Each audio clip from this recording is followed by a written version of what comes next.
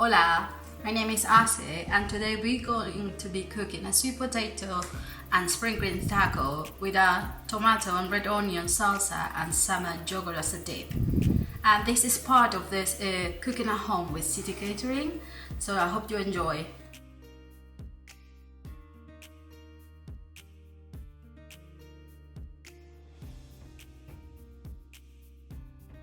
Later, we take our knife and cut the onion in half, and now it comes again. It's different ways to do it, but I like to do it in this way.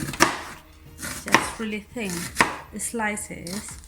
We never reach the end, so it does help to hold our onion.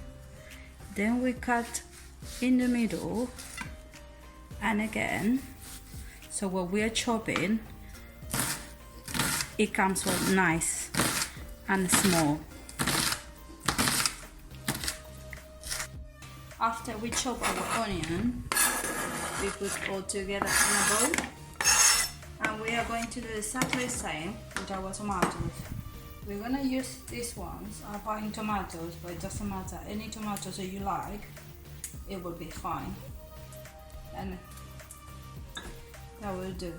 So we remove all the leaves and we're gonna proceed to cut the tomato. So first we are going to slice them. By preference I'm doing them really small, but if you like to have bigger chunks, just do it as your preference is, because it's your meal at the end of the day. Now we have all our tomatoes and onions in. We're gonna squeeze half of a lime at the top of it. I'm using just a fork because I don't have one of these devices to help me, but that will do. It's good enough. And then some salt. Now we're gonna make the dough for our tacos. So we have in here 250 grams of plain flour that we will put in a bowl. A tablespoon of oil. I'm using sunflower, but you could use olive or any other oil that you like. And some water. 150 milliliters. And we're just gonna start to stir it with a fork and to start to make our dough. Be patient, it will come together. Now, as you can see, our dough is really elastic and really smooth. So we're gonna keep it in a bowl and cover with a clean tea towel for the next like 10-15 minutes. In the meantime that we are cooking the rest of our recipe.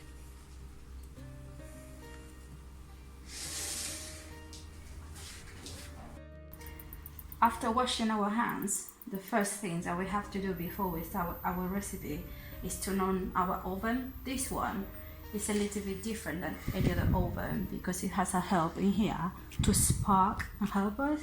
So we just press this and we will go to farm mark number 4. In between 4 and 5 there will be in between 180 and 200 degrees. We will need this and leave it for a while before we are able to cook anything, because we need that temperature in our oven for our recipe.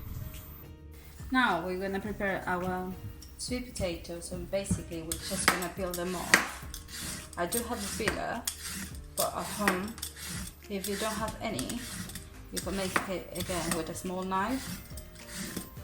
But it's much easier, simpler and safer if you're doing this with your children. If you do with a peeler, I'm gonna cut them in half and make the same fingers. So cut in half again and just do like a really nice finger size. And you see, the thinner they are, the quicker they will cook. Alright, so we just do that. All our sweet potatoes. Remember to mind your fingers all the time, and that you're working with children, so don't rush. Now that all our fingers are looking alike and they are ready, we're gonna season them before they get into the oven. So we're gonna put our teaspoon of cumin. I'm using powder, but maybe you like to use seeds, or you want to use any other kind of spice like paprika or chili powder. That's up to you. All of them will look really nice in your sweet potato wedges, or just choose whatever is better for your family. So we just sprinkle that at the top, a little bit of pepper, a little bit of salt, and then a tablespoon of oil. You can either mix it all together with a spoon, with your hand. So we put a little bit, tiny bit of oil on your tray, on your oven tray, and just basically, like I said, you either use your tissue, that will come nicely. You can use your brush, or just use your hand, whatever's easy for you and your family.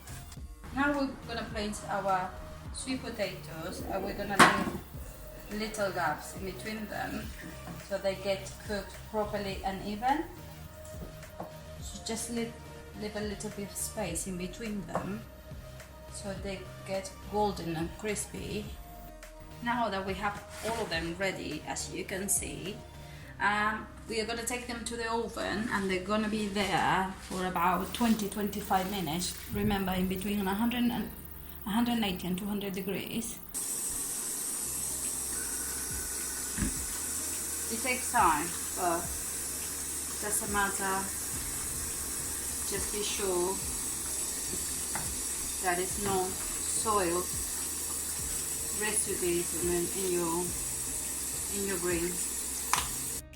Now we will have to take each individual leaf and remove this central vein that's coming here, just because it's not very pleasant and still hard after cooking, so we are not going to need it.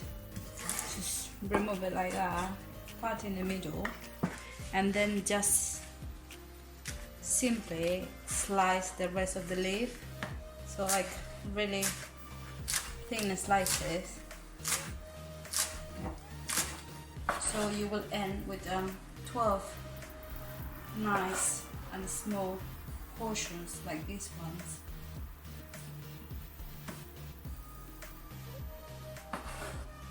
Now we're gonna start to roll our tacos, and first thing I'm doing to make my work easy, I'm trying to make them a really nice shape by hand, and then later we will use our rolling pin to make it really thin. It should be around 10 centimeters or 10-15 centimeters before we put them in a tray, cover with a little bit of oil, because they will also be cooked at the oven as we have been doing. Now that we have ready our 12 portions of dough already on the trays, just a reminder, you need to spread a little bit of oil underneath and also brush a little bit at the top. And now this is going to the oven for at least 2-3 minutes till they are ready. So remember, in between 180 degrees and 200, depends on your oven, and that will be ready. They need to be cooked on little batches, but don't worry, it doesn't take that long. Cooking our greens, so we turn the gas on. We're gonna put a little splash of oil, not too much, and we will put our greens in and let them cook little by little. If you have a lid that you might use, that you can use at the top, it will help. If not, just carry on removing. So a little bit of salt and a little bit of pepper, and just carry on stirring.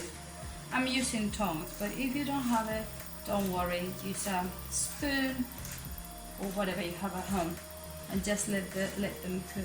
Like I said, if you have the lid, it will help the process. If don't worry, just carry on moving. Now we have all our elements needed for the taco ready. In the meantime that everything was getting cooked, I have been keeping my taco tortillas just under the clean cloth to keep them warm and ready. So now we're going to start to make our own taco. As you see, it's the size of my hand. That's the perfect size. And we're just going to top up with some of the ingredients that we have chosen today. But don't forget that you can choose anything you want, because tacos are very, very versatile. So there is a little bit of your salsa, your greens, your sweet potato, a little bit of yogurt, and I just chopped some random coriander because I thought that's cute and I love it. So that is your taco, and I hope you enjoy our recipes.